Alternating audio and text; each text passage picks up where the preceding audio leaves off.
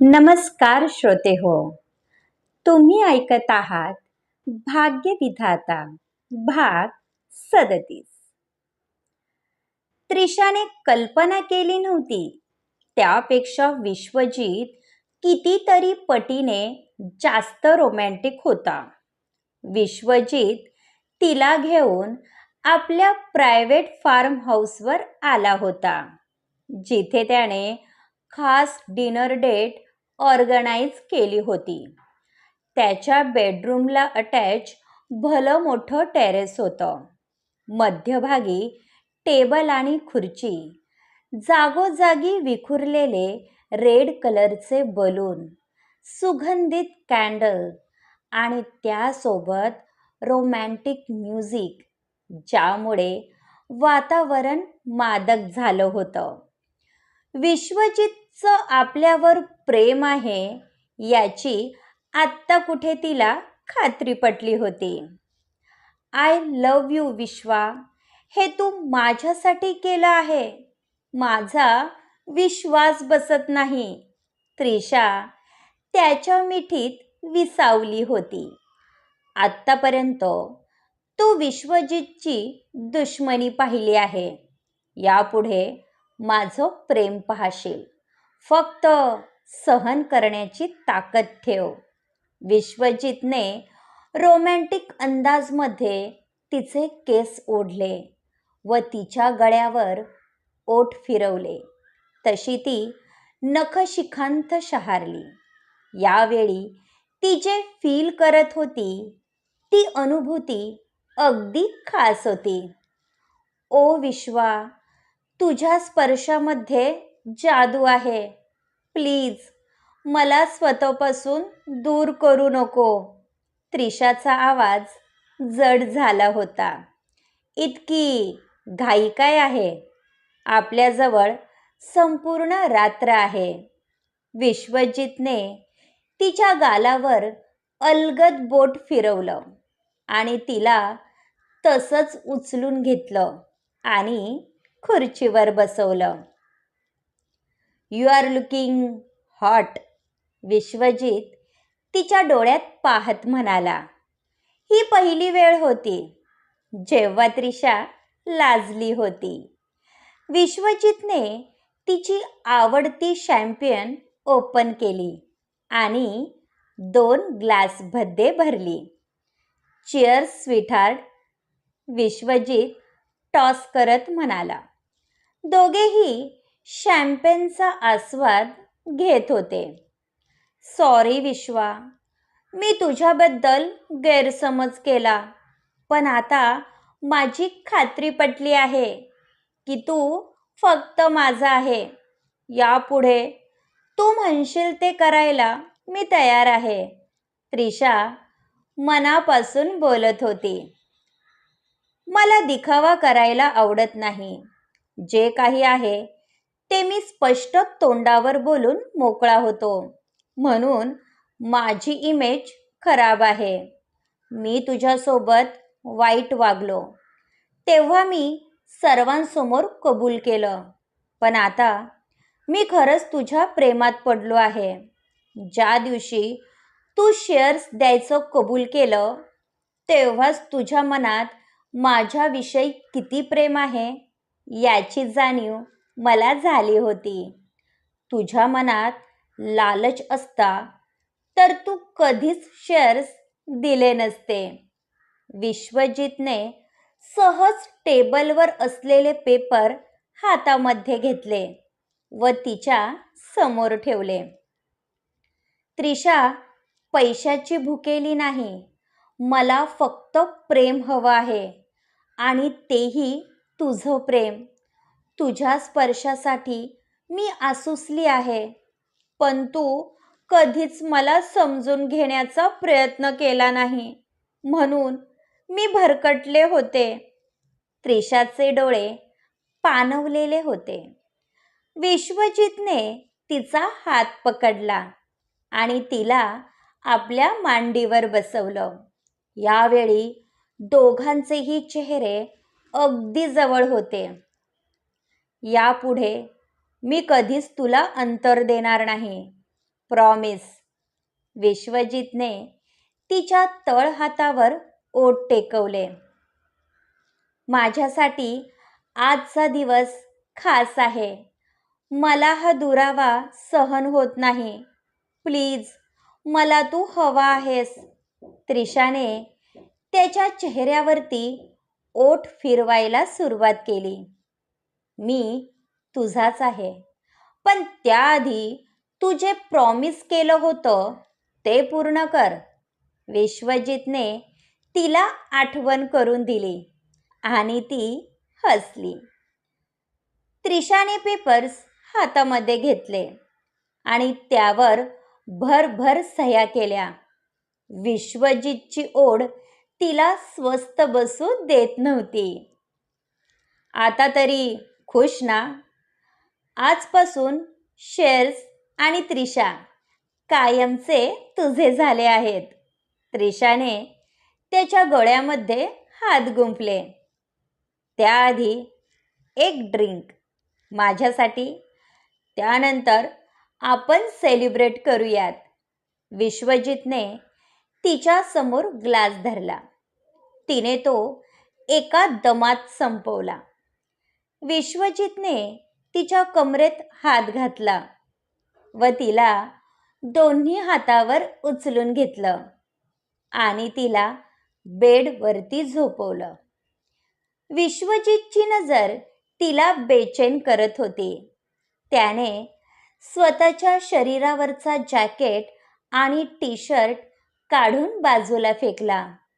ज्या क्षणाची त्रिशा वाट पाहत होती, शेवटी तो क्षण काही मिनिटांवर येऊन ठेपला होता.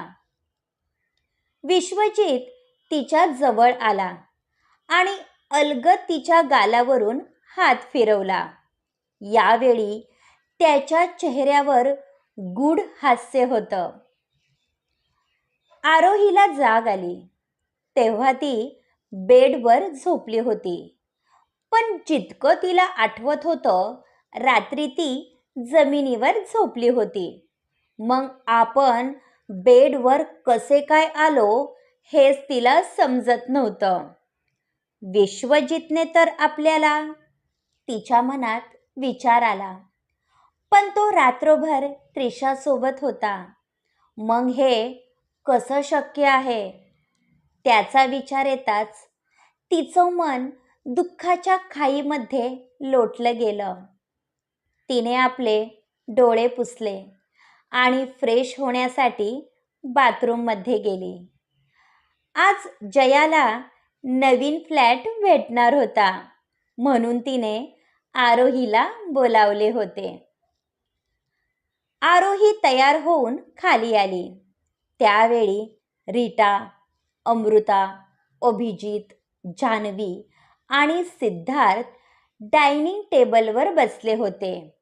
नुकताच अभिजितने जोक पास केला होता म्हणून ते हसत होते. गुड मॉर्निंग मिस आरोही, सिद्धार्थ म्हणाला. गुड मॉर्निंग, आरोही म्हणाली.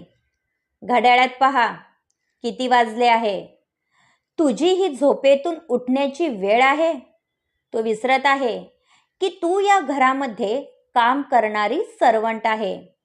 तुझ्या कितीतरी आधी जान्हवी तयार होऊन खाली आली आहे. रीटा तिच्यावर बरसली. सॉरी मॅडम, रात्री झोप येत नव्हती म्हणून उशीर झाला, आरोही खाली मान घालून म्हणाली. आम्हाला एक्सक्युजेस नको आहेत. तू जान्हवीची केअरटेकर आहेस. प्रत्येक वेळी तू तिच्यासोबत असायला हवं. अमृताने तिची कान उघडणी केली. इट्स ओके आंटी, आज पहिल्यांदा तिला उशीर झाला आहे. आरोही, तू आमच्यासोबत ब्रेकफास्ट करायला बस, जान्हवी म्हणाली. आज मला सुट्टी हवी होती. आज जयाला फ्लॅट भेटणार आहे म्हणून अरेंजमेंट करण्यासाठी तिने बोलावलं आहे, आरोहीने सांगितलं. ही काय नाटकं चालली आहे? एकदा या विषयावर विश्वजित सोबत बोलायला हवं.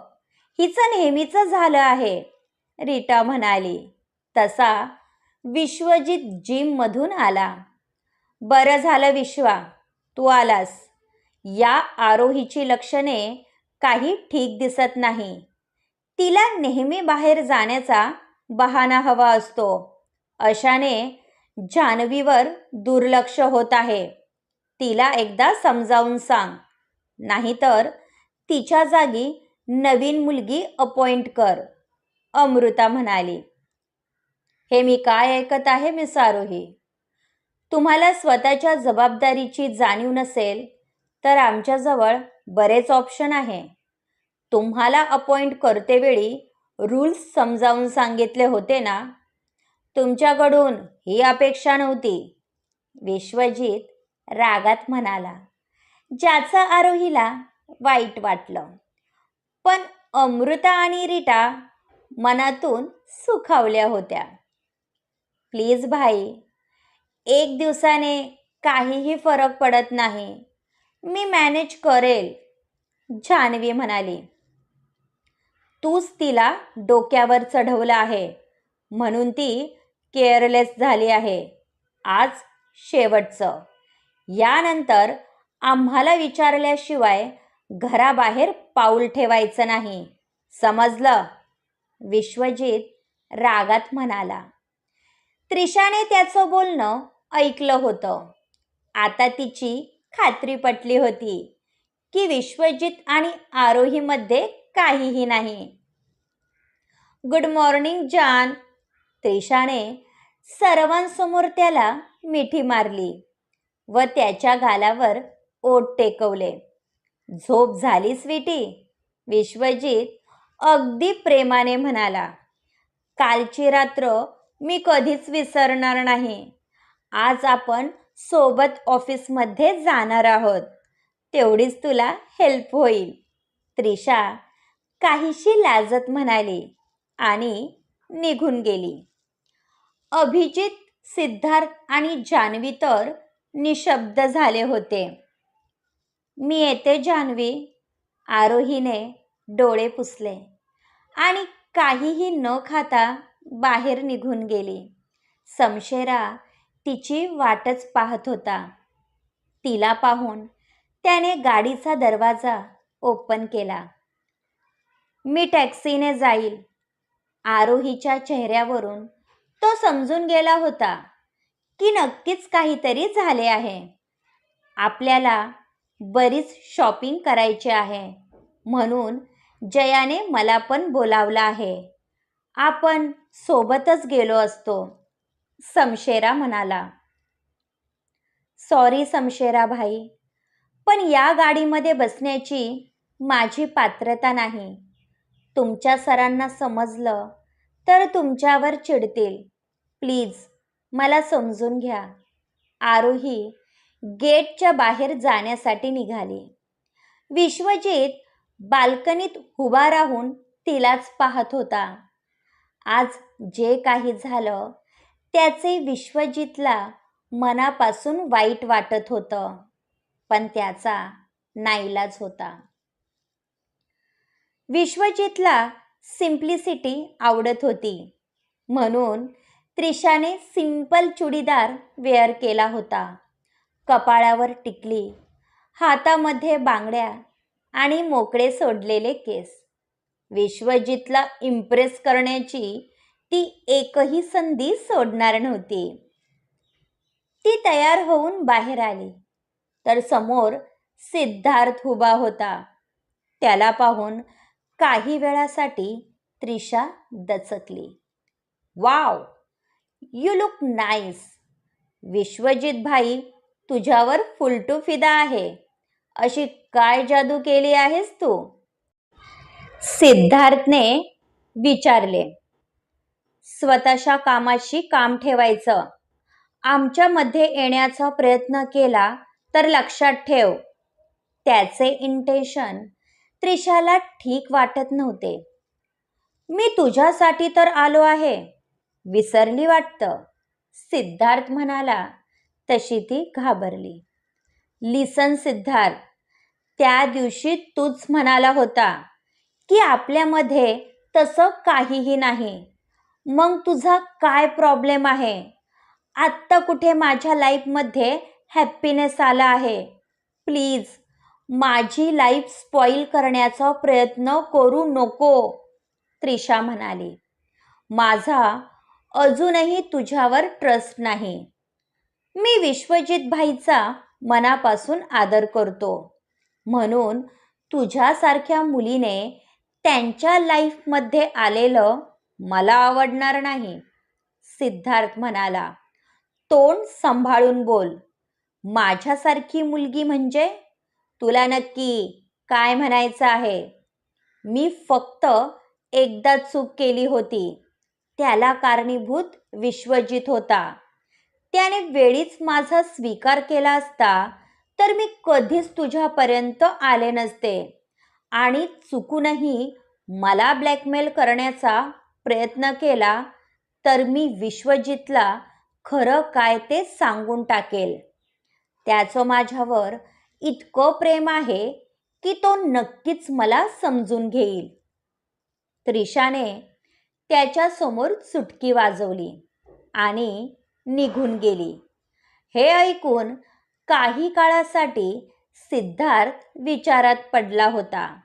तिच्या बोलण्यात तथ्य असेल तर त्याने कितीही प्रयत्न केले तरीही त्या दोघांना वेगळं करणं मुश्किल होतं आणि यामुळे बिचारी आरोही भरकटली जाणार होती. त्रिशा खाली आली तसे अमित आणि अमृता तिच्याकडे पाहतच राहिले. माझी मुलगी किती गोड दिसत आहे, अमृता तिच्या डोक्यावरून हात फिरवत म्हणाली. मग मुलगी कोणाची आहे? अमित म्हणाले. ओ डॅडी, तुम्ही मला लाजवत आहात, त्रिशा म्हणाली. चला मॅडम, निघायचं, विश्वजित म्हणाला. दोघेही सोबत छान वाटत होते. विश्वजित, तुझ्या कॅबिनमध्ये एक फाईल ठेवली आहे. तू एकदा पाहिली असती तर बरं झालं असतं. अमित कशा संदर्भात बोलत आहे हे त्याने जाणले होते. डोंट वरी, तुमचं काम होऊन जाईल. विश्वजितने त्रिशाचा हात पकडला आणि दोघेही निघून गेले. आपली मुलगी किती सुखात आहे, मी म्हणाले होते ना. फक्त विश्वजितचं प्रेम तिला बदलू शकतं. मला खात्री आहे की लग्नानंतर दोघांचं प्रेम आणखी वाढेल, अमृता म्हणाली. अमितला तिचं म्हणणं पटत होतं, पण रीटाला काहीतरी खटकत होतं. कारण विश्वजित कसा आहे हे तिच्यापेक्षा जास्त कोणालाही माहीत नव्हतं. क्रमश पुढील पार्ट ऐकण्यासाठी आमच्या चॅनलला सबस्क्राईब करा आणि कथा आवडत असल्यास लाईक आणि शेअर करायला विसरू नका. धन्यवाद.